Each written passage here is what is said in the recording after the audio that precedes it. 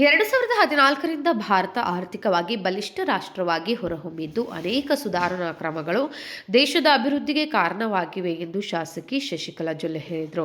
ಶುಕ್ರವಾರ ಬೆಳಗಾವಿಯ ಸರ್ಕಿಟ್ ಹೌಸ್ನಲ್ಲಿ ನಡೆದ ಸುದ್ದಿಗೋಷ್ಠಿಯಲ್ಲಿ ಮಾತನಾಡಿದ ಅವರು, 2047ರಲ್ಲಿ ದೇಶಕ್ಕೆ ಸ್ವಾತಂತ್ರ್ಯದ 100 ವರ್ಷ ಪೂರ್ಣಗೊಳ್ಳಲಿದ್ದು, ಅದಕ್ಕೆ ತಕ್ಕಂತೆ ವಿಕಸಿತ ಭಾರತ ನಿರ್ಮಾಣವೇ ಕೇಂದ್ರ ಸರ್ಕಾರದ ಗುರಿಯಾಗಿದೆ ಎಂದು ತಿಳಿಸಿದರು. ಗ್ರಾಮೀಣ ಭಾಗದ ಸುಧಾರಣೆಯೇ ದೇಶದ ಸುಧಾರಣೆ ಎಂಬುದು ಗಾಂಧೀಜಿಯವರ ಕನಸಾಗಿದ್ದು, ಅದನ್ನೇ ಮೋದಿ ಸರ್ಕಾರ ಸಾಕಾರಗೊಳಿಸುತ್ತಿದೆ ಎಂದು ಜೊಲ್ಲೆ ಹೇಳಿದರು.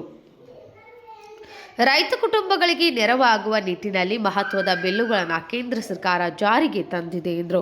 ಹಿಂದೆ ನರೇಗಾ ಎಂದು ಕರೆಯಲಾಗುತ್ತಿದ್ದ ಯೋಜನೆಯನ್ನು ಇದೀಗ ವಿಕಸಿತ ಭಾರತ ಗ್ಯಾರಂಟಿ ಯೋಜನೆ ರೂಪದಲ್ಲಿ ಬಲಿಷ್ಠ ಆಧಾರಗಳೊಂದಿಗೆ ಜಾರಿಗೆ ತರಲಾಗಿದೆ.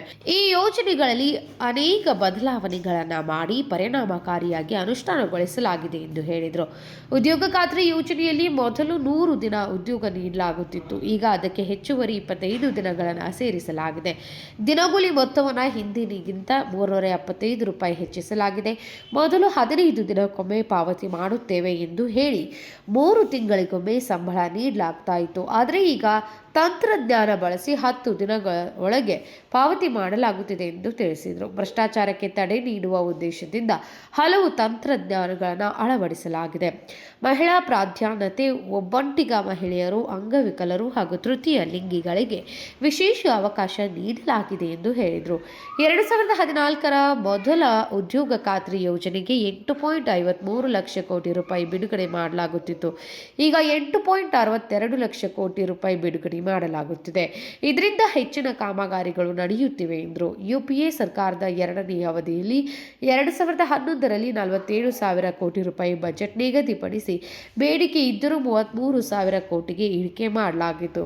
ಈ ಯೋಜನೆಯಲ್ಲಿ ವ್ಯಾಪಕ ಭ್ರಷ್ಟಾಚಾರ ನಡೆದಿದೆ ಎಂದು ಸಿಎಜಿಐ ವರದಿ ಮಾಡಿತ್ತು. ನಕಲಿ ಜಾಬ್ ಕಾರ್ಡ್ಗಳು, ಗುತ್ತಿಗೆದಾರರ ಹಾವಳಿ ಹೆಚ್ಚಾಗಿತ್ತು ಎಂದು ಟೀಕಿಸಿದರು. ಈಗ ಯೋಜನೆ ಸಂಪೂರ್ಣ ಪಾರದರ್ಶಕವಾಗಿ ಜಾರಿಗೆ ತರಲಾಗಿದೆ. ಗ್ರಾಮೀಣ ಪ್ರದೇಶಗಳಲ್ಲಿ ವಲಸೆ ತಡೆಯುವ ಉದ್ದೇಶದಿಂದ ಮಹಿಳೆಯರು ಹಾಗೂ ಯುವಕರನ್ನು ಯೋಜನೆಗಳಲ್ಲಿ ಸಕ್ರಿಯವಾಗಿ ಒಳಗೊಳ್ಳಲಾಗಿದೆ. ರೈತರು ನೀರಾವರಿ ಯೋಜನೆಗಳನ್ನು ರೂಪಿಸಿಕೊಳ್ಳಲು ಸಹಾಯವಾಗಲಿದೆ ಎಂದು ಜೊಲ್ಲೆ ಹೇಳಿದರು. ಈ ಯೋಜನೆಗೆ ವಿರೋಧ ವ್ಯಕ್ತಪಡಿಸುತ್ತಿರುವ ಕರ್ನಾಟಕ ಕಾಂಗ್ರೆಸ್ ಸರ್ಕಾರದ ಆರೋಪಗಳು ಆಧಾರರಹಿತವಾಗಿದೆ ಎಂದು ಅವರು ವಾಗ್ದಾಳಿ ನಡೆಸಿದರು. ಇಡೀ ನಮ್ಮ ಗ್ರಾಮೀಣ ಭಾಗ ಮತ್ತು ನಮ್ಮ ರೈತ ಕುಟುಂಬ 2047ರೊಳಗೆ ಸಕ್ಷಮ ಆಗಬೇಕು ಅನ್ನುವಂಥ ರೀತಿಯಲ್ಲಿ ಮಾಡಿದ್ದಾರೆ. ಇದರಲ್ಲಿ ವಿಶೇಷವಾಗಿ ನೀರಿಗೆ ಒತ್ತನ್ನು ಕೊಟ್ಟಿದ್ದಾರೆ. ಯಾಕಂದರೆ ರೈತರಿಗೆ ಬೇಕಾಗಿರೋದು ನೀರು. ಇನ್ನೂ ಕೂಡ ಅನೇಕ ಕಡೆಗಳಲ್ಲಿ ನೀರಾವರಿ ಯೋಜನೆ ಆಗದೇ ಇರೋದ್ರಿಂದ ಈ ಒಂದು ಸ್ಕೀಮಲ್ಲಿ ಪ್ರತಿಯೊಬ್ಬ ರೈತರು ನೀರಾವರಿ ಯೋಜನೆಗಳನ್ನು ಮಾಡ್ಕೋಬೇಕು. ನೀರಿದ್ದರೆ ಕೃಷಿಗೆ ಒಂದು ಒಳ್ಳೆ ರೀತಿಯ ಸಹಾಯ ಆಗುತ್ತೆ. ಮಹಿಳೆಯರಿಗೆ ಇದರಲ್ಲಿ, ಯುವಕರಿಗೆ ಇದರಲ್ಲಿ ಇಂಪಾರ್ಟೆನ್ಸ್ ಕೊಟ್ಟಿದ್ದಾರೆ.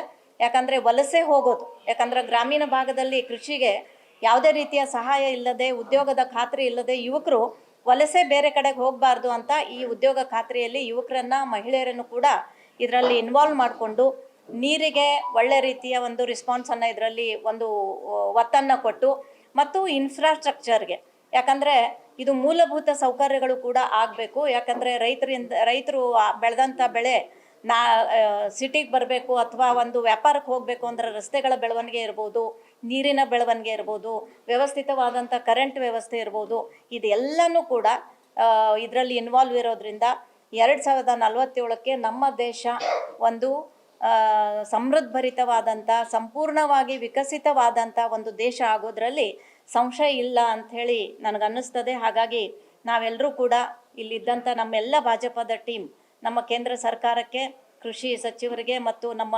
ಪ್ರಧಾನಿಗಳಿಗೆ ನಾವು ತುಂಬು ಹೃದಯದ ಅಭಿನಂದನೆಗಳನ್ನು, ಧನ್ಯವಾದಗಳನ್ನು ಸಲ್ಲಿಸ್ತಾ ಇದ್ದೀನಿ ಅಂತ ಹೇಳೋದಕ್ಕೆ ಬಯಸ್ತಾ ಇದ್ದೀನಿ. ರಾಜ್ಯ ಸರ್ಕಾರಕ್ಕೆ ಹೆಚ್ಚಿನ ಹೊರೆಯನ್ನ ನೀಡ್ತಾರೆ. ಈಗಾಗಲೇ ಅನ್ಲಿಮಿಟೆಡ್ ದುಡ್ಡು ಈಗಾಗಲೇ ನರೇಗಾ ಹೋಗ್ತಾ ಇತ್ತು. ಇಲ್ಲಿ ಎಲ್ಲೋ ನೀವು ಇದನ್ನ ತಡೆಗಟ್ಟಿದಿರಿ. ಏನು ಯೋಜನೆಗಳಿತ್ತು ಇದನ್ನ ಅನುಷ್ಠಾನಕ್ಕೆ ಹೆಚ್ಚಿನ ಅನುದಾನಗಳನ್ನ, ಲೆಕ್ಕಿಲ್ಲದನೆ ಅನುದಾನಗಳನ್ನ ಮತ್ತು ಅಭಿವೃದ್ಧಿ ಕಾಮಗಾರಿಗಳನ್ನ ಈ ವಿಷಯದಿಂದ ತಗೊಳ್ಳಲಾಗ್ತದೆ. ಈಗ ಎಲ್ಲೋ ನೀವು ಇದನ್ನ ತಡೆ ಹಚ್ಚಿದಿರಿ ಅನ್ನುವಂಥ ಒಂದು ಆರೋಪ ಆಗ್ತಾ ಇದೆ. ಈಗ ನೀವೇನು ಹೇಳಿದ್ರಿ, ಇದು ಭಾಳ ಒಳ್ಳೆ ಸ್ಕೀಮ್. ಯಾಕಂದರೆ ಗ್ರಾಮೀಣ ಭಾಗ ಡೆವಲಪ್ ಆಗಬೇಕು, ಅಭಿವೃದ್ಧಿ ಆಗಬೇಕು. ಗ್ರಾಮೀಣ ಭಾಗದಲ್ಲಿರ್ತಕ್ಕಂಥ ರೈತ ಕುಟುಂಬದ ಕೈಗೆ ಒಂದು ಕೆಲಸ ಸಿಗಬೇಕು, ಅವರಿಗೆ ಒಂದು ಭದ್ರತೆ ಸಿಗಬೇಕು ಅಂಥೇಳಿ ಇತ್ತು. ಬಟ್ ನಾನು ನಿಮಗೆ ಹೇಳಿದೆ, ಈಗ ನಾನು ಪ್ರೆಸ್ ಮೀಟ್ ಮಾಡಬೇಕಾದ್ರೆ ಹೇಳಿದೆ, ಒಂದು ಮಾತು ನೀವು ಗಮನಿಸಿದ್ರೋ ಇಲ್ಲೋ ಗೊತ್ತಿಲ್ಲ, ಇದರಲ್ಲಿ ದೊಡ್ಡ ಪ್ರಕಾರದ ಭ್ರಷ್ಟಾಚಾರ ನಡೀತಿತ್ತು ಅಂತಕ್ಕಂಥ ಮಾತನ್ನು. ಇದರಲ್ಲಿ ನಮ್ಮ ಗ್ರಾಮೀಣ ಭಾಗಕ್ಕೆ ಹೋಗಿ ನೀವು ಕೇಳ್ಬೋದು, ಎಷ್ಟೋ ಬೆನಿಫಿಷರಿ ಹೆಸರು ಕಾರ್ಡ್ ಇದ್ದಾವೆ, ಬಟ್ ಆ ಬೆನಿಫಿಷರಿಗೆ ಗೊತ್ತಿಲ್ಲ ನಾವು ಈ ಉದ್ಯೋಗ ಖಾತ್ರಿಯಲ್ಲಿ ಇದ್ದೀವಿ, ನಾವು ಲಾಭಾರ್ಥಿಗಳಿದ್ದೀವಿ, ನಮ್ಮ ಅಕೌಂಟಿಗೆ ದುಡ್ಡು ಬರ್ತಾ ಇದೆಯಾ. ಕಾಂಟ್ರಾಕ್ಟರ್ಗಳು ಇದನ್ನೆಲ್ಲನೂ ಕೂಡ ನಿಭಾಯಿಸ್ತಾ ಇದ್ದಾರೆ. ಹಾಗಾಗಿ ಇದು ಯಾವ ರೀತಿಯಲ್ಲೂ ಕೂಡ ಭಾಳ ಒಳ್ಳೆ ರೀತಿಯ ಒಂದು ಸ್ಕೀಮ್ ಇದೆ. ಕರ್ನಾಟಕ ಸರ್ಕಾರದ ಮೇಲೆ ಯಾವುದೇ ರೀತಿಯ ಹೊರೆ ಬೀಳಂಗಿಲ್ಲ. ಇದು ಕೂಡ ಕ್ಲಿಯರ್ ಆಗಿ ಆ ಬಿಲ್ಲಲ್ಲಿದೆ. ನೀವು ಎಷ್ಟು ಕೆಲಸ ತಗೋತೀರೋ ಅಷ್ಟು ದುಡ್ಡು ಕೇಂದ್ರ ಸರ್ಕಾರದಿಂದ ಬಂದೇ ಬರ್ತದೆ. ಅದು ಬರಂಗಿಲ್ಲ ಅನ್ನುವಂಥದ್ದು ತಪ್ಪು. ಯಾಕಂದರೆ 10 ದಿವಸದ ಒಳಗಡೆ ನಾವು ಪೇಮೆಂಟ್ ಮಾಡ್ತೇವೆ ಅಂತಕ್ಕಂಥ ಬಿಲ್ಲಲ್ಲಿ ಉಲ್ಲೇಖ ಇರೋದ್ರಿಂದ ಇಲ್ಲಿ ನೀವು ಒಳ್ಳೆ ರೀತಿಯ, ಮತ್ತು ಇದು ಪಂಚಾಯಿತಿಯಿಂದಾನೇ ಕ್ರಿಯಾ ಯೋಜನೆ ಆಗ್ತದೆ. ಇದು ಒಂದು ತಪ್ಪು ಕಲ್ಪನೆ ಕಾಂಗ್ರೆಸ್ ಸರ್ಕಾರದವ್ರು ಕೊಡ್ತಿರ್ಬೋದು ಎಲ್ಲರಿಗೂ, ಬಟ್ ಇದು ಆ ಕ್ರಿಯಾ ಯೋಜನೆ ಆಗೋದು ಪಂಚಾಯಿತಿಯಿಂದಾನೇ ಆಗ್ತದೆ. ಪಂಚಾಯಿತಿಯಲ್ಲಿ ಗ್ರಾಮ ಸಭೆಗಳಲ್ಲಿ ಏನು ಡಿಮಾಂಡ್ ಇದೆ ಆ ಗ್ರಾಮಕ್ಕೆ ಅದನ್ನು ತಗೊಂಡು ನಾವು ಕ್ರಿಯಾ ಯೋಜನೆ ಮಾಡಿದಾಗ ಅದಕ್ಕೆ ಬೇಕಾಗಿರುವಂಥ ಏನು ಕೇಂದ್ರ ಸರ್ಕಾರದ ಅಮೌಂಟ್ ಇದೆ ಅದು ಖಂಡಿತ 100% ರಿಲೀಸ್ ಆಗ್ತದೆ. ಹೊಸ ಜಾಬ್ ಕಾರ್ಡ್ ಏನಾದ್ರು ಮಾಡ್ತೀರಾ? ಈಗ ಹಳೆ ಕಾಂಟ್ರಾಕ್ಟರ್ಗಳೆಲ್ಲ ಮಾಡ್ಕೊಂಡಿದ್ದಾರೆ. ಇನ್ನು ನಿಜವಾದ ಫಲಾನುಭವಿಗಳನ್ನು ಗುರುತಿಸಿ ಹೊಸ ಜಾಬ್ ಕಾರ್ಡ್ ಏನಾದ್ರು ಮಾಡುವಂತ ವ್ಯವಸ್ಥೆ ಅದರಲ್ಲಿ ಇದೆಯಾ? ಈಗ ಇದೆಲ್ಲ ಈ ರೀತಿ ಆಗೋದ್ರಿಂದಾನೇ ಹೊಸ ಬಿಲ್ ಬಂದಿರೋದು. ಹೊಸ ಬಿಲ್ ಬಂದಮೇಲೆ ಇದಕ್ಕೆ ನಿಯಮಾನುಸಾರವಾಗಿ, ಯಾಕಂದರೆ ಇದು ರಾಜ್ಯ ಸರ್ಕಾರನೂ ಕೂಡ ಅವ್ರದ್ದು ಅಷ್ಟೇ ಜವಾಬ್ದಾರಿ ಇದೆ. ಕೇಂದ್ರ ಸರ್ಕಾರದ ಯೋಜನೆ ಈ ಅಂದ್ರೆ ಸಹಕಾರ ತತ್ವದಲ್ಲಿ ನಾವು ಇದನ್ನು ಮಾಡಲೇಬೇಕು. ಹಾಗಾಗಿ ಇವತ್ತು ರಾಜ್ಯ ಸರ್ಕಾರ ಅದನ್ನು ವಿರೋಧ ಮಾಡ್ತಾ ಇದೆ. ಬಟ್ ಕೇಂದ್ರ ಸರ್ಕಾರದ ನಿಯಮಾವಳಿ ಪ್ರಕಾರ ಹೊಸ ಜಾಬ್ ಕಾರ್ಡ್ ಮಾಡಬೇಕಾದ್ರೂ ಸಹಿತ ನಾವೆಲ್ಲರೂ ಡಿಮಾಂಡ್ ಮಾಡ್ತೀವಿ. ರಾಜ್ಯ ಸರ್ಕಾರ ಅದನ್ನು ಒಪ್ಕೊಂಡು ಆ ಹೊಸ ಕಾರ್ಡ್ ಮಾಡುವಂಥ ಯೋಜನೆ ಇದ್ದರೂ ಕೂಡ ಅದನ್ನು ಪ್ರತಿಯೊಂದು ಗ್ರಾಮ ಪಂಚಾಯತಿಗೆ ಹೊಸ ಕಾರ್ಡ್ ಆಗಲೇಬೇಕು. ಯಾಕಂದರೆ ಅದರ ಪರಿಶೀಲನೆ ಆಗೇ ಆಗ್ತದೆ. ಆ ಪರಿಶೀಲನೆಯಲ್ಲಿ ಎಲ್ಲನೂ ಕೂಡ ಗೊತ್ತಾಗ್ತದೆ. ಹಾಗಾಗಿ ಹೊಸ ಕಾರ್ಡ್ಗಳು ಕೂಡ ಈಗ ಮಾಡುವಂಥ ಪ್ರೊಸೀಜರ್ ಆಗ್ತದೆ. Vinod Kulkar, KMM news, Belagavi.